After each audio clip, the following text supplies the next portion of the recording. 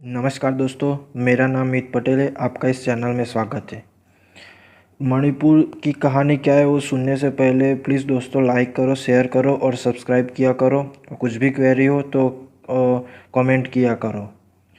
आप news cutting में देखते ही हो कि सब में एक ही चीज़ लिखी है कि मणिपुर में दंगे भड़के। तो ये दंगे के पीछे क्या कहानी है वो सुनने के लिए प्लीज़ दोस्तों पूरा वीडियो देखना, अंत तक रहना, जिससे पता चले कि क्या कहानी है पूरी। तो इस न्यूज़ कटिंग के थ्रू हमने देख ही लिया। अब ज़्यादातर नॉर्थ ईस्ट के जो स्टेट है वो पूरे अशांत रहते हैं। जो सेवन सिस्टर्स है वो पूरे अशांत रहते हैं। उसके पीछे काफ़ी वजह है। जियोग्राफिकल एरिया है, उधर की काफ़ी कम्युनिटीज़ अपनी अलग से मांग कर रहे हैं, कोई रिजर्वेशन मांग रहे हैं, तो काफ़ी मतलब प्रॉब्लम्स है।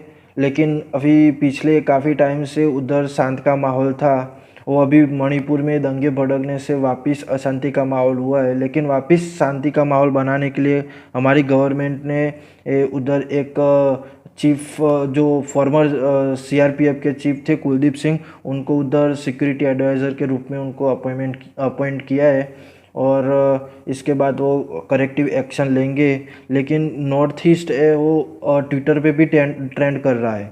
और उसके बाद मणिपुर स्टेट की एमसी मैरी कॉम जो ओलंपिक में गोल्ड मेडल है, उन्होंने भी लिखा है कि my state Manipur is burning, kindly help. तो उन्होंने कैप्शन में नरेंद्र मोदी, पीएमओ, अमित शाह और राजनाथ सबको डाला है। लेकिन देखे तो गवर्नमेंट ने शूट एंड साइट का ऑर्डर दिया है। देखते ही दंगाइयों को गोली मारने का आदेश दिया है। वो इस गवर्नमेंट डॉक्यूमेंट में दिख ही रहा है और न्यूज़पेपर में भी दिख रहा है। तो इस चीज़ को नॉर्थ ईस्ट को समझने के लिए हम मैप में देखते हैं तो मैप में ये पूरा इलाका नॉर्थ ईस्ट का है। अब नॉर्थ ईस्ट को देखें तो एक तरफ चाइना है, एक तरफ म्यांमार है और एक तरफ बांग्लादेश है और एक तरफ भूटान है। अभी बांग्लादेश वो बांग्लादेशियों की वजह से परेशान में रहता है नॉर्थ ईस्ट स्टेट। म्यांमार वो रोहिंग्या मुसलमानों के लिए वो नॉर्थ ईस्ट पूरा परेशान रहता है। और नॉर्थ ईस्ट में अशांति फैलाने के लिए चाइना पूरे टाइम असला बारूद भेजता रहता है। तो वो प्रॉब्लम क्रिएट कराता रहता है, जिस वजह से वो नॉर्थ ईस्ट पूरा अशांत रहता है। लेकिन हम मणिपुर का डिस्ट्रिक्ट मैप देखें तो इस डिस्ट्रिक्ट मैप में पूरा एरिया है वो माउंटेन एरिया है। मतलब जो इम्फाल के आसपास का एरिया है वो 10% इलाका इस प्लेनर है, बाकी का 90% एरिया वो माउंटेन एरिया है। तो इस मैप में देखें तो हमारा इंडिया का मैप पूरा बॉर्डर लाइन, जो चाइना के बॉर्डर लाइन, नेपाल है, भूटान है, सिक्किम है, अरुणाचल प्रदेश है, नागालैंड, मणिपुर, वो पूरा border area Himalaya mountain range से घिरा हुआ है। तो इसका जो माउंटेन एरिया है वो मणिपुर में भी है। तो इस वजह से माउंटेन एरिया में क्या होता है कि माउंटेन एरिया पे ट्राइब्स रहती है डिफरेंट टाइप की। और इम्फाल में क्या है कि इम्फाल में जो मैती लोग रहते हैं। तो अब इसकी प्रॉब्लम क्या है कि मणिपुर में 90% एरिया माउंटेन है और 10% एरिया प्लेनर एरिया है। जो कैपिटल है उनकी इम्फाल, उसके आसपास का एरिया पूरा प्लेनर एरिया है और बाकी का 90% माउंटेन एरिया है। अभी देखें तो मैती जो प्लेनर एरिया में रह रहे हैं, जो 10% एरिया है उधर रह रहे हैं और उनकी पॉपुलेशन है 53%। और अदर कम्युनिटीज़ को देखें तो 47% है और उनके पास 90% लैंड है।